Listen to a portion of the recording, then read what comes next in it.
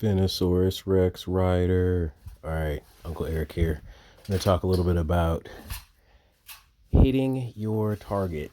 This is the hard part. This is what separates the people that know what they're doing from the people that could hurt themselves. So, there are two main things that you have to deal with when hitting your target. The first one is aiming. It's making sure that you point that rifle exactly where you want it. It sounds pretty easy, but it is not. So we're gonna do a whole video just on aiming, and even that will just be a brief overview of how to do it. There are people that write books, 100-page books, on just aiming alone, not trigger pull, not how your rifle works, just how to aim any rifle, any pistol, any aiming at all. It's very, very hard to do, and it takes a lot of practice. So part of practice is doing it the right way. So I'm going to show you the right way to do it so that you can practice it over and over and over and over and over again so that you too can get good at it. Okay, aiming. Two things in aiming. First, you have to be able to relax.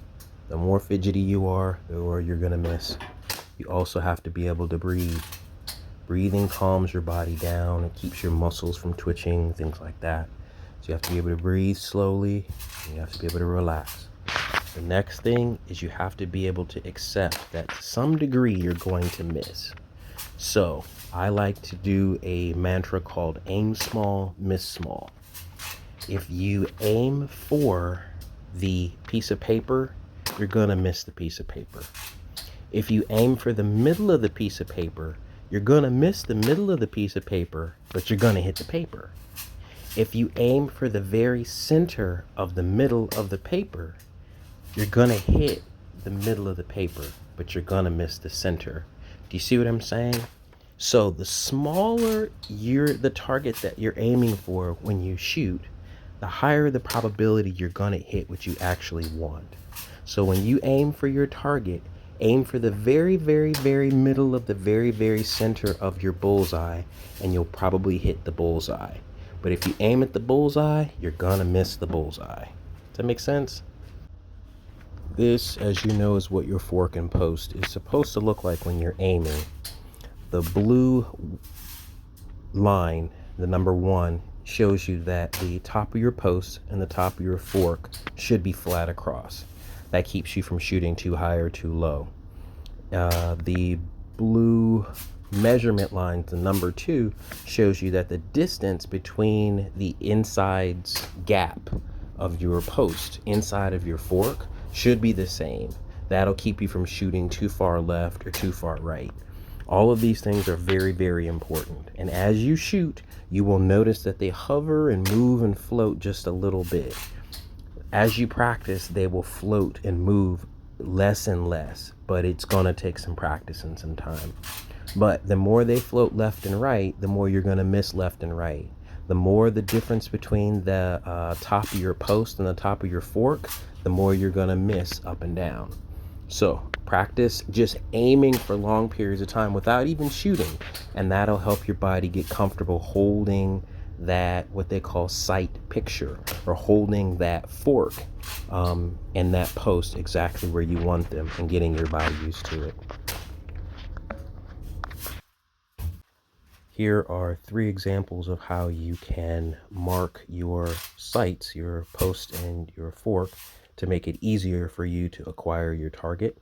The first one up top is just coloring in your front post, making it easier for you to distinguish from the fork in the back. Some people find it's easier to line up their target if there are dots at the top of the fork and posts. And the one at the bottom is something that I've done before just for funsies, just as a creative way to set up my fork and post.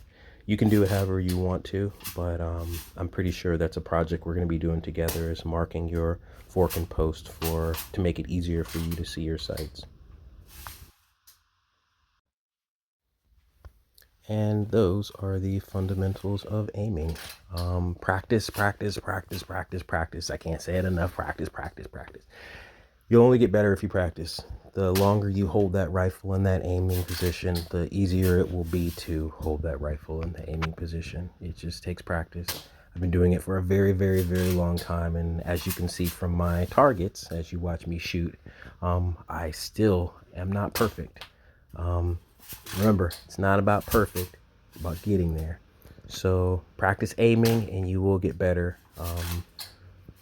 Next, we'll talk a little bit about trigger pull, and that's another aspect of it. Pulling the trigger causes you to move the rifle in small ways, whether you like it or not. So we'll talk about ways that you can control that and use that to your advantage. All right, well, man, you take care of yourself. If you have any questions, don't hesitate to reach out to me through your dad. I will talk to you soon. Take care of yourself, man.